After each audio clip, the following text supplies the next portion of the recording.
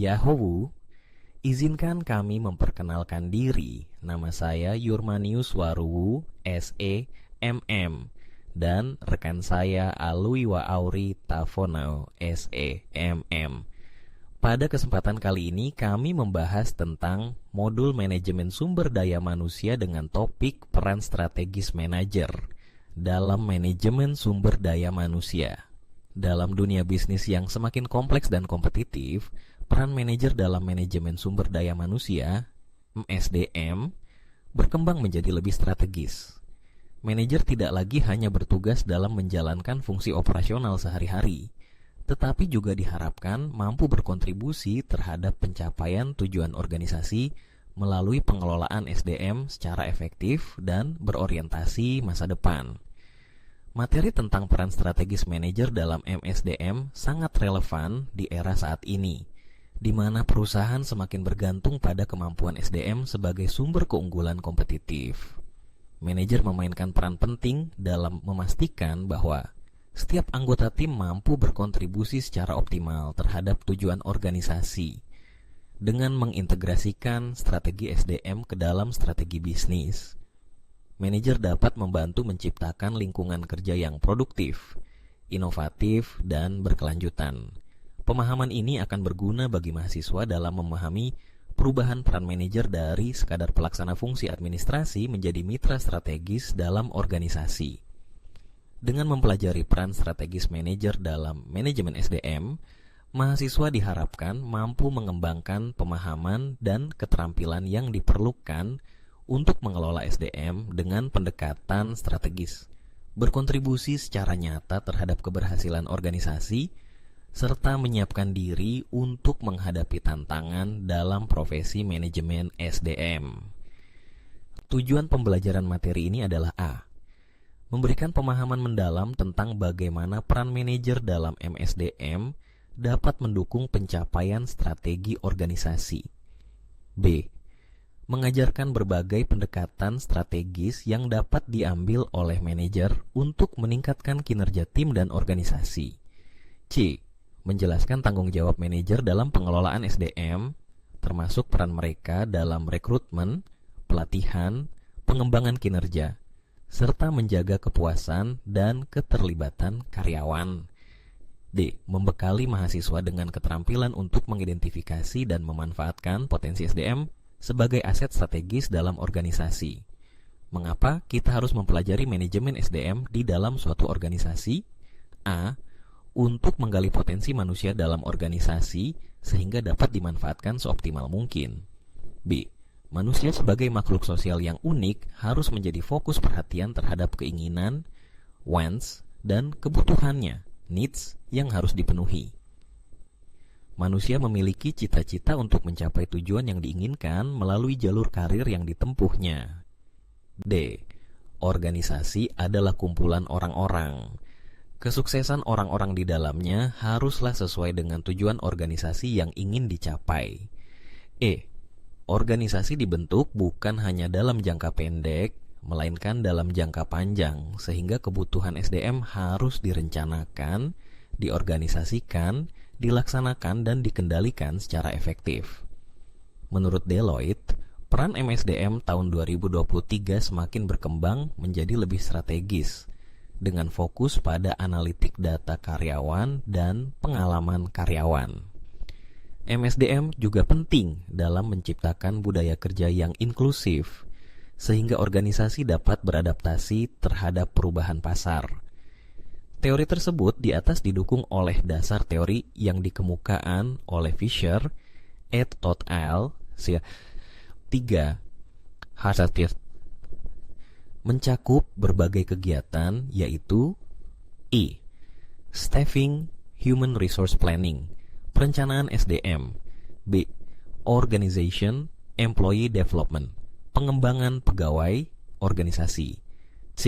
Compensation, Employee Relations, hubungan pegawai atau karyawan, kompensasi. D. Employee Support, dukungan pegawai. E. Legal Recruitment Compliance, rekrutmen legal keluhan. F. Labor Union Relations, serikat, organisasi buruh. G. Policy Adherence, kebijakan. H. Administrative Services, pelayanan administrasi dalam dunia bisnis modern, perencanaan strategis menjadi sangat penting. Menurut Cons and O'Donnell 2023 dalam bukunya Management, A Global and Entrepreneurial Perspective, perencanaan memiliki 3 elemen penting. A. Penetapan tujuan yang jelas dan terukur. B. Analisis lingkungan internal dan eksternal untuk memahami tantangan dan peluang. C. Tindakan yang spesifik yang perlu dilakukan untuk mencapai tujuan tersebut. Semua perencanaan menghasilkan satu perencanaan bisnis. Perencanaan bisnis menyediakan satu hal-hal yang berhubungan dengan beberapa pandangan situasi perusahaan hari ini dan dari perusahaan lainnya, serta tujuan dan rencana masing-masing departemen. Dalam perencanaan bisnis secara umum, tidak ada aturan kaku mengenai apa beberapa isi rencana. Bagaimanapun, mereka biasanya meliputi pada salah satu, uraian bisnis, mencakup kepemilikan dan produk atau layanan. 2. Rencana pemasaran. 3. Finansial merencanakan. 4. Manajemen atau rencana personil. Highsmith J. 2024. Agile Project Management. Buku ini membahas tentang bagaimana perusahaan dapat menggunakan prinsip-prinsip agile untuk mengembangkan rencana bisnis yang lebih fleksibel dan responsif terhadap perubahan. Dengan demikian bahwa perencanaan bisnis tanpa alternatif dapat memandu setiap departemen fungsional dalam perusahaan, baik dari penjualan dan pemasaran ke manufaktur serta keuangan. Bagaimana manajer melakukan perencanaan secara objektif? Finansial merupakan tujuan utama perusahaan, maka garis dasarnya adalah penguatan perencanaan. Perencanaan harus memutuskan perusahaan harus melakukan apa dan kemudian untuk menyatakan apa yang diinginkan perusahaan dengan tujuan yang telah ditetapkan tersebut. Perencanaan yang cerdas adalah perencanaan tujuan yang efektif karena itu keterampilan memanage perusahaan penting. Pengalaman para manajer dengan cara membuat perencanaan yang sederhana dan efektif untuk memeriksa apakah tujuannya baik atau tidak, maka simbol yang baik dalam merencanakan tujuan perusahaan dengan cerdas. Dalam prakteknya, menentukan rencana jangka panjang perusahaan secara menyeluruh memerlukan beberapa perangkat, tools khusus. Sebagai contoh, diperlukan kemampuan yang sistematis mengevaluasi secara kompetitif serta meneliti apa strategi yang dilakukan terbaik seperti tindakan jangka panjang yang akan dilakukan. Perusahaan Pepsi memerlukan satu strategi level korporat. Sebuah strategi level korporat perusahaan mengidentifikasikan portofolio bisnis secara keseluruhan, menjadi anggota perusahaan caranya melakukan bisnis berhubungan dengan satu sama lain. Terdapat beberapa tipe pendirian strategi perusahaan dari beberapa kemungkinan. A. Dengan satu konsentrasi strategi pada bisnis tunggal, penawaran perusahaan untuk satu produk atau lini produk biasanya dilakukan dalam satu pasar. Perusahaan Westport yang membuat satu semprotan pelumas hardware B. Strategi diversifikasi perusahaan menyiratkan bahwa perusahaan akan memperluas dengan cara menambahkan lini produk baru. C. Strategi integrasi vertikal berarti perusahaan memperluas wilayah pasar dengan memproduksi bahan baku sendiri atau menjual produknya. D. Konsolidasi perusahaan. Ekspansi geografis sebagai contoh, menangani bisnis luar negeri sebagaimana yang dilakukan oleh PepsiCo. Strategi manajemen sumber daya manusia. Suatu perusahaan ketika memutuskan bagaimana akan berkompetisi, hal itu dilakukan dengan cara memutar rumusan pada setiap departemen dengan strategi untuk mendukung tujuan kompetitifnya. Karyawan yang berada di departemen adalah manajemen SDM.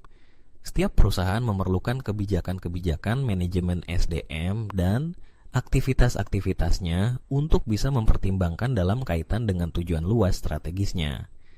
Strategis manajemen SDM berarti melakukan dan merumuskan kebijakan-kebijakan SDM dan praktek berdasarkan kemampuan karyawan dan perilaku yang diperlukan perusahaan untuk mencapai tujuan strategisnya. Dengan persyaratan kekuatan atau kemampuan pekerja ini, manajemen SDM merumuskan strategi kebijakan-kebijakan dan praktek untuk menghasilkan keterampilan kekuatan pekerja yang diinginkan baik dari segi kemampuan dan perilaku. Akhirnya, manajer SDM dapat mengidentifikasikan ukuran karyawan yang menggunakan ukuran pada tingkat kebijakan dan praktek barunya yang memang benar-benar memproduksi keterampilan serta perilaku karyawan yang diperlukan. Contoh kasus PT Bersinar adalah perusahaan manufaktur yang berkembang pesat di Indonesia. Selama beberapa tahun terakhir, perusahaan mengalami pertumbuhan yang signifikan, namun tingkat turnover karyawan meningkat, terutama di posisi manajer lini dan supervisor. Hasil survei internal menunjukkan bahwa para karyawan merasa kurang mendapatkan dukungan dalam pengembangan karier mereka dan mengalami burnout. Pihak direksi menyadari bahwa jika kondisi ini berlanjut, maka perusahaan akan mengalami kesulitan mempertahankan talenta-talenta terbaik yang dapat mempengaruhi kinerja dan produktivitas jangka panjang. Tantangan. Direktur SDM di Bersinar kemudian memutuskan untuk meminta para manajer lini dan supervisor agar lebih aktif dan strategis dalam mengelola SDM di bawah kepemimpinan mereka. Manajer diminta untuk tidak hanya fokus pada target operasional, namun juga mengambil peran dalam mengembangkan potensi karyawan, memberikan mentoring, dan menciptakan lingkungan kerja yang lebih mendukung. Dalam konteks ini, beberapa peran strategis yang diharapkan dari manajer meliputi A. Penyusunan rencana pengembangan individu, Individual Development Plan, atau IDP. B. Mentoring dan coaching. C. Keterlibatan dalam proses rekrutmen dan kepedulian terhadap kesejahteraan karyawan. E. Membangun budaya kinerja tinggi. Demikianlah pemaparan peran strategis manajer dalam manajemen SDM. Atas perhatiannya kami ucapkan terima kasih. Salam hangat, Yahoo.